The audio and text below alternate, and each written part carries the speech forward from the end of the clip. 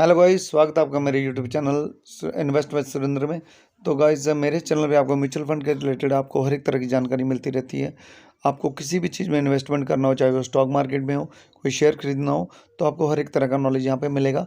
लेकिन गाइस, आज हम बात करने वाले एक ऐसे म्यूचुअल फंड की जिसने ओवरऑल आपको बहुत ही अच्छा रिटर्न अभी तक बना के दिया है।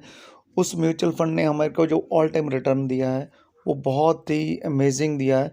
तो उसका ऑल टाइम रिटर्न जो है 43.36% है।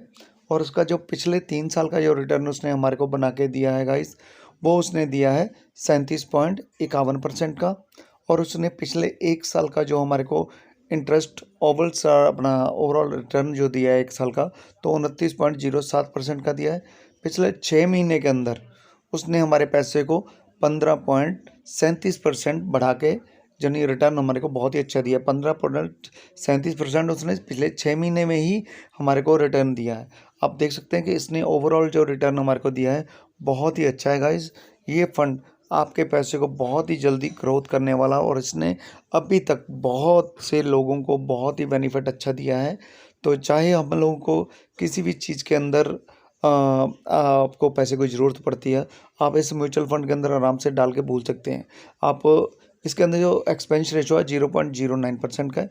लॉकिंग पीरियड इसके अंदर 5 साल का है। और इसके अंदर जो एक्सेल लोड है वो अलग अलग है, क्योंकि लॉकिंग पीरियड जो 5 साल का है, अगर आप 1 साल के अंदर विड्रॉ करते हैं तो आपको 3% का टैक्स जो है आपको 3% देना पड़ेगा। अगर 2 से 3 साल के अंदर आप इसमें से विड्रॉ करते हो तो आपको 1% जो है टैक्स पे करना पड़ेगा। उसके बाद आपको कुछ भी टैक्स पे नहीं करना। जो भी आपका बढ़ के आपको अमाउंट मिलता है उसी में से आपको टैक्स पे करना पड़ेगा जब आपकी मैच्योरिटी हो जाती है। तो बात करते हैं इसके अपना रेगुलर जो इसने हमने इंटरेस्ट बना के दिया है उसके बारे में। मैं बताता हूँ आपको कितना इन्वेस्टमेंट करना है, क्या आपको रिटर्न मिलने वाला है इसके अंदर। तो मैं वो टोटल पूरा ही आपको कंपैरिजन बताऊंगा इसके अंदर। तो मान लीजिए कि आप अभी मान लो कि 20 साल के हैं, तो 20 साल के अगर आज आप अपने बच्चों के बारे में सोचते हैं, या आपकी शादी हो चुकी है, शादी के बाद आपके बच्चों के बारे में सोचना शुरू कर दिया है, आपको ये आपके जो फंड मैनेजमेंट है ना, जो रामायर श्रीनिवासन है, दिनेश आहूजा है, मोहित जैन है, जिसको फंड को मैनेज करते हैं, जो भी आप इन्वेस्टमेंट करते हैं, तो इन्हीं का ही काम है कि आपके फ़ंड को जो इन्वेस्टमेंट कहाँ कहाँ करना है। तो इसका एनीवे ये है 31.98%। मिनिमम SIP है इसमें 500 का है। 5 स्टार रेटिंग है और 1387 करोड़ रुपया इसमें इन्वेस्ट करके लोगों ने रखा हुआ है ऑलरेडी।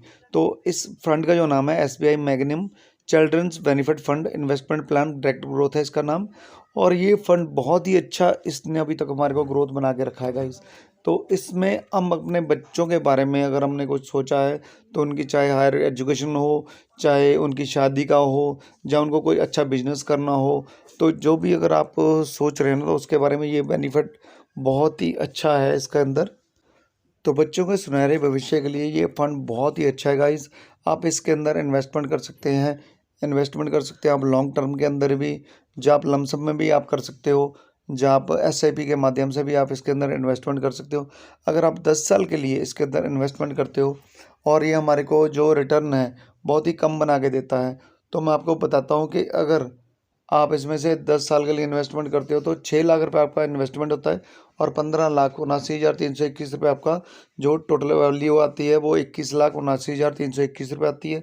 15,79,321 रुपये आपको रिटर्न मिलता है इसके अंदर 10 साल का, अगर आपने इसके अंदर इन्वेस्टमेंट करके छोड़ा है।